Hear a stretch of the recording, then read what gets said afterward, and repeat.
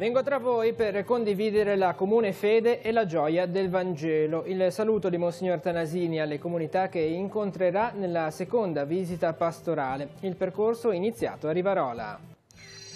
Il Papa all'Angelus ha commentato il brano evangelico delle Beatitudini e ha invitato a non fare dei beni materiali gli idoli a cui sacrificare l'anima. La gioia, ha aggiunto, è saper condividere.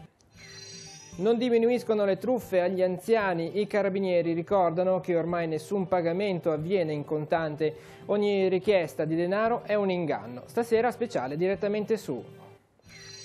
Possono iniziare i lavori per riparare la diga di Santa Margherita Ligure danneggiata dalla mareggiata. Procedono anche i lavori alla passeggiata a mare e al depuratore cittadino.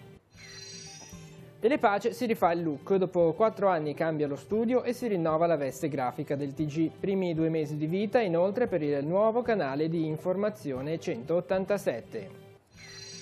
Calcio, la Virtus Entella strappa un pareggio negli ultimi minuti di gioco a Lucca. L'attenzione si concentra ora su mercoledì quando al Comunale arriva la Pistoiese. Buongiorno ai telespettatori di TG Oggi, benvenuti nei nostri nuovi studi. Il Vescovo ha aperto la visita pastorale alla diocesi di Chiavari con la celebrazione dell'Eucaristia nella chiesa di Rivarola di Carasco, un momento che ha radunato le 3 comunità affidate alla cura di Don Enrico Dondero, Graveglia, Rivarola e Paggi. Nel saluto iniziale Monsignor Tanasini si è rivolto a tutti i diocesani, anche quelli che incontrerà nei prossimi mesi. Sentiamo. Per condividere la nostra fede comune, soprattutto per vivere la gioia del Vangelo. Il saluto del Vescovo ai fedeli di Rivarola di Carasco va idealmente a tutte le comunità che incontrerà nel corso della visita pastorale. La riflessione di Monsignor Alberto Tanasini parte da una domanda. Il Vangelo vissuto ci riempie davvero di gioia? La vita di fede ha sempre più bisogno di testimonianze, soprattutto per i giovani. Testimoni di una tradizione sempre attuale sono i componenti della confraternita di San Rocco, che già attuano un cammino di condivisione tra le parrocchie di Graveglia, Rivarola e Paggi. Comprende tutte e 3 le parrocchie, comprende. Sono state fuse perché sono realtà piccoline, allora abbiamo cercato di fare un insieme, tanto più che poi il parroco è solo, ce n'è uno solo. Anche i giovani hanno intrapreso un cammino comunitario che li porta a condividere diversi momenti sia liturgici sia solidali. Facciamo le pizze d'altro mondo, che è un'iniziativa che mandiamo avanti da qualche anno. Facciamo le pizze noi, poi le persone vengono a prendere da sporto e il ricavato va dei nostri ragazzi, dei nostri amici che sono in Costa d'Avorio e in Perù. È una comunità piccola ma molto carica di ragazzi e tante iniziative. Poi noi ci uniamo a Graveglia e a Paggi e facciamo tante cose insieme e niente, è piccola ma bella. Siamo 3 parrocchie ma siamo una sola, facciamo sempre tutto insieme con Don Enrico che ci supporta e ci sopporta. Proprio dai giovani è decollato il cammino d'ambito che unisce le 3 parrocchie alle comunità di San Salvatore di Cogorno. Abbiamo cominciato a livello giovanile per adesso con Don Maurizio e facciamo degli incontri soprattutto nelle post-cresima. Abbiamo iniziato quest'anno a farli insieme, perché anche questo aiuta a capire che anche se siamo pochi, o se sono pochi, però ci sono tanti pochi che messi insieme fanno tanto. Ecco. Questa sera nel Salone Parrocchiale Anesi si svolgerà la riunione d'ambito con il Vescovo. Domenica prossima alle 19 al Villaggio del Ragazzo invece si terrà l'incontro per tutti i giovani del Vicariato. Il Papa adesso, Francesco, prima della preghiera mariana dell'Angelus, ha commentato il Vangelo delle Beatitudini secondo San Luca. La fede, ha detto, è fidarsi totalmente del Signore abbattendo gli idoli mondani. Se possediamo dei beni, ha aggiunto, la vera gioia non è farne degli idoli a cui svendere la nostra anima, ma essere capaci di condividerli con i nostri fratelli. Vediamo il servizio. Avere fede è abbattere gli idoli mondani e aprire il cuore al Dio vivo e vero. Se possediamo dei beni, la vera gioia è non farne degli idoli a cui svendere la nostra anima, ma essere capaci di condividerli con i nostri fratelli. Papa Francesco commenta così, prima dell'Angelus, il Vangelo di questa domenica, le Beatitudini nella versione di San Luca, che hanno la particolarità dei 4 ammonimenti, guai a voi, rivolti a coloro che sono ricchi, sazi, ridenti e acclamati dalla gente. Siamo felici se ci riconosciamo bisognosi davanti a Dio. E questo è molto importante. Signore, io ho bisogno di te. Sentirsi bisognosi davanti a Dio. E se, come Lui e con Lui, stiamo vicino ai poveri, agli afflitti e agli affamati. Anche noi lo siamo davanti a Dio. Siamo poveri, siamo afflitti, siamo affamati davanti a Dio. Diventiamo capaci di gioia ogni volta che, possedendo dei beni di questo mondo, non ne facciamo delle idoli a cui svendere la nostra anima, ma siamo capaci di condividerli con i nostri fratelli.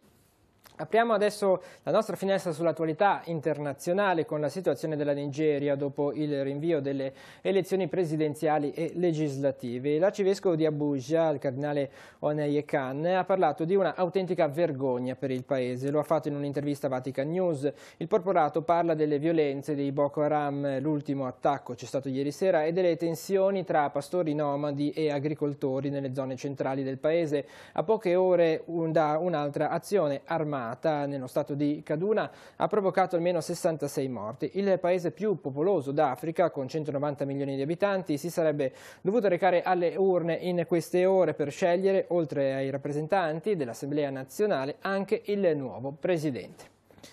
Andiamo adesso sul nostro territorio. La compagnia dei carabinieri Chiavari è dovuta intervenire già quest'anno per alcuni casi di truffa ad anziani. Questa sera la trasmissione Direttamente Sul dedicherà uno spazio a questo tema. La puntata è registrata nella caserma chiavarese con il comandante Angelo Gerardi. Anticipiamo l'argomento nel prossimo servizio.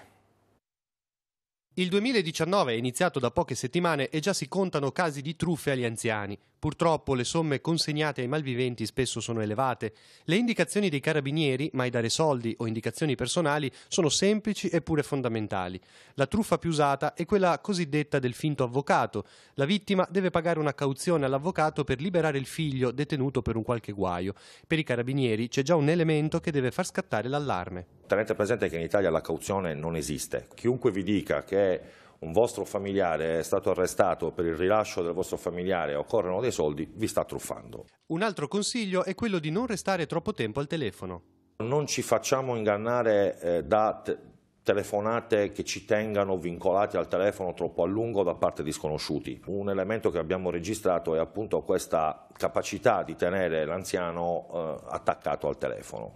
Un'altra truffa è quella di far custodire gli argenti di casa nel microonde perché il finto tecnico rilascerà nell'aria un prodotto chimico pericoloso per i preziosi per sistemare le tubature di casa. Ovviamente è una truffa. I bersagli sarebbero casuali, non c'è una conoscenza diretta della vittima. Raramente abbiamo registrato casi di truffe commessi da persone che vivono stabilmente nel Tigullio. Le risultanze investigative, insomma, ci porta a collocare i responsabili come provenienti da un'area geografica che non è la nostra. L'invito è a chiamare sempre le forze dell'ordine qualora si abbia un dubbio. I carabinieri, per loro vocazione, sono sempre pronti ad ascoltare e intervenire. Non ci disturbano mai, fortunatamente garantiamo il servizio di controllo del territorio 24 ore su 24, le nostre macchine sono presenti sul territorio anche la notte, la nostra centrale operativa è aperta 24 ore su 24, quindi noi preferiamo, come dire, fare un intervento che poi si rivela un nulla di fatto piuttosto che prendere una denuncia allo sfortunato anziano che casca nella rete dei truffatori.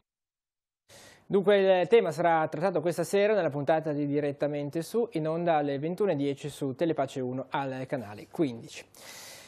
La politica amministrativa, le infrastrutture pubbliche danneggiate dalla mareggiata a Santa Margherita Ligure sono 3. Il porto e la passeggiata a mare, il depuratore e la strada per Portofino. Complice il bel tempo, i lavori in tutti questi casi stanno proseguendo a ritmo spedito. Per Pasqua saranno terminati i lavori alla passeggiata a mare e alla strada per Portofino. In estate sarà ripristinato il depuratore. Sono iniziati anche i lavori alla diga foranea. Vediamo.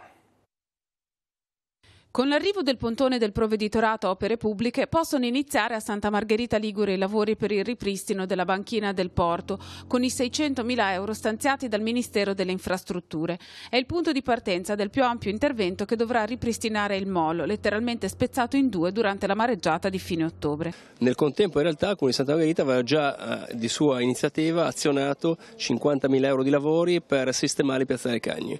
Quindi siamo partiti e confidiamo adesso con i soldi liquidati col decreto della Regione Liguria, 2.470.000 euro, di poter entro Pasqua e comunque entro estate ripristinare le funzionalità di tutta la prima parte della banchina. Nel frattempo sta proseguendo l'intervento di ripristino della pavimentazione della passeggiata mare, danneggiata dalla mareggiata. I lavori vengono svolti con le forze del Comune. Settimana prossima partiranno i lavori in Piazza del Sole per sistemare i 2 moli danneggiati nella mareggiata. Entro fine mese partiranno anche i lavori alla Fontana di Colombo e ai giardini zona Margherita, quindi tutta la parte maggiormente visibile, frequentabile, turistica dei giardini a mare sarà ripristinata ragionevolmente entro Pasqua. Gli interventi dunque sono iniziati sia sul porto che sulla passeggiata. La strada per Paraggi sarà ultimata forse anche in leggero anticipo rispetto alla previsione iniziale di Pasqua. Sono iniziati anche i lavori al depuratore che si trova nella zona di Punta Pedale. E per il depuratore i lavori sono in corso e anche quelli stanno rispettando il calendario previsto, quindi dovremo essere a posto per l'estate.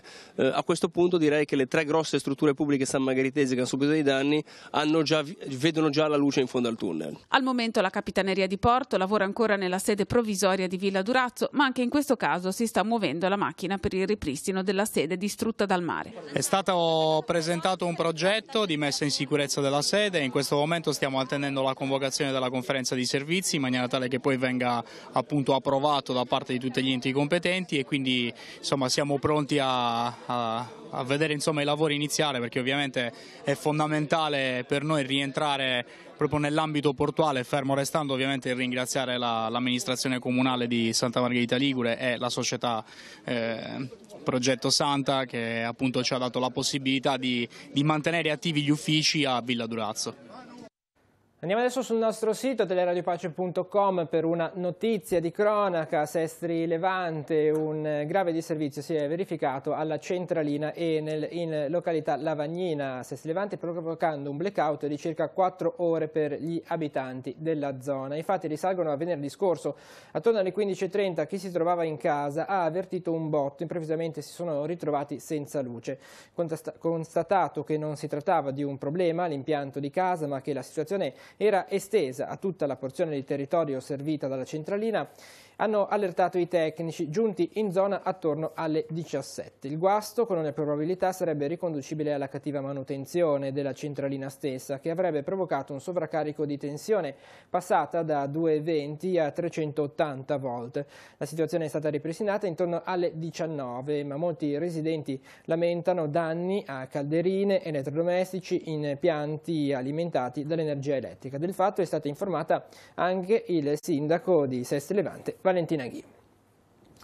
E da oggi, come avete visto, c'è una novità, ha cambiato aspetto lo studio dal quale ogni giorno va in onda il telegiornale. Dopo più di 4 anni la lettura delle notizie sarà accompagnata da una nuova veste grafica e da un nuovo studio dal quale sempre a partire da oggi abbiamo trasmesso e trasmetteremo la rassegna stampa del mattino. Su queste novità sentiamo il nostro direttore, Don Fausto Brioni.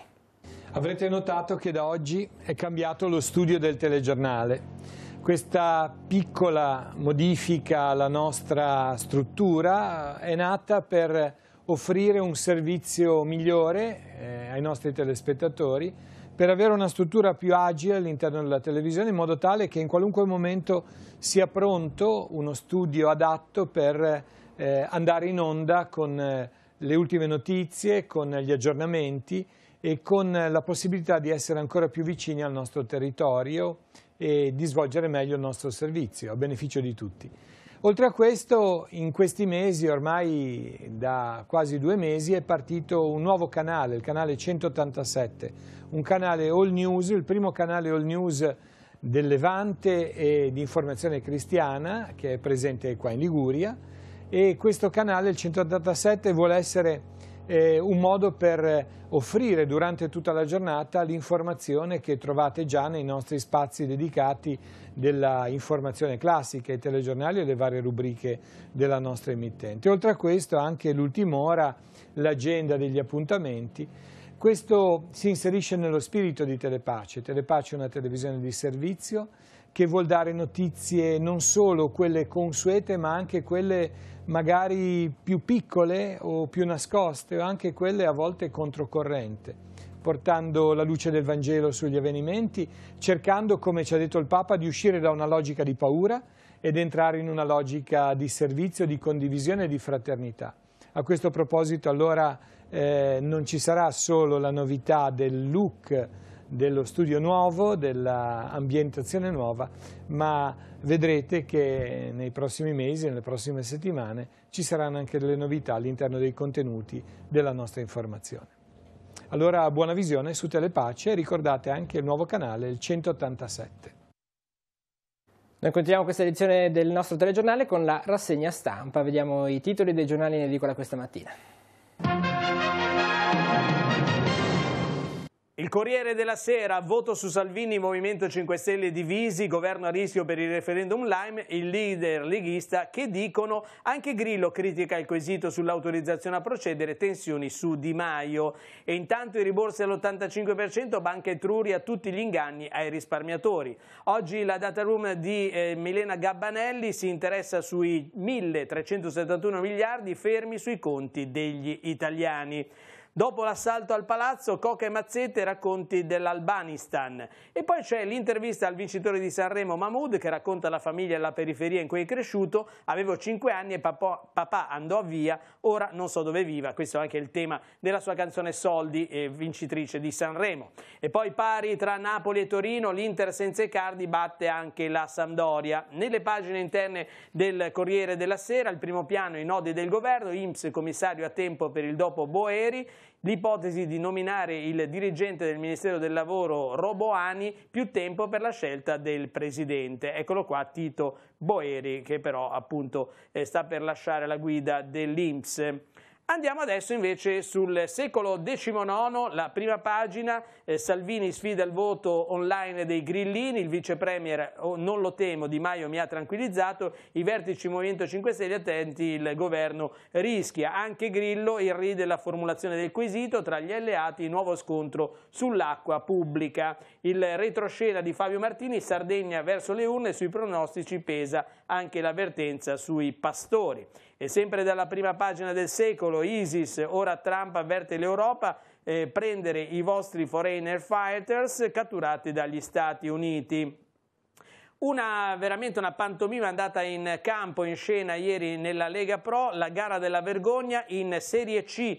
Ragazzini KO 20-0, è finita così la partita tra la Pro Vercelli che ha schierato 7 ragazzini delle squadre giovanili e la squadra del Cuneo invece in formazione completa, quindi 7 contro 11, mentre Orgoglio per la Virtus Entella pareggia a Lucca con recupero nel finale del gol di Mota Carvaio. Andiamo nelle pagine del Levante, a Sesti Levante Arinox Capannone, nuovo prodotto, Arinox completa il piano di sviluppo, ottenute le autorizzazioni per 1000 metri quadrati in più, prevista anche una palazzina per direzione uffici. Viene così perfezionato il programma che prevedeva 55 milioni di investimento, possibilità di assunzioni a chilometro zero, l'azienda deciderà a giugno. Sempre all'interno del Secolo XIX, ma andiamo a Chiavari, Torre del Porto, il comune vuole ristrutturarla, simbolo dello scalo e sede di Marina Chiavari, potrebbe accogliere anche servizi per l'accoglienza dei croceristi. Individuata la zona di ancoraggio per le grandi navi, occorre ora verificare i fondali per poter ospitare appunto le navi da crociera a Chiavari.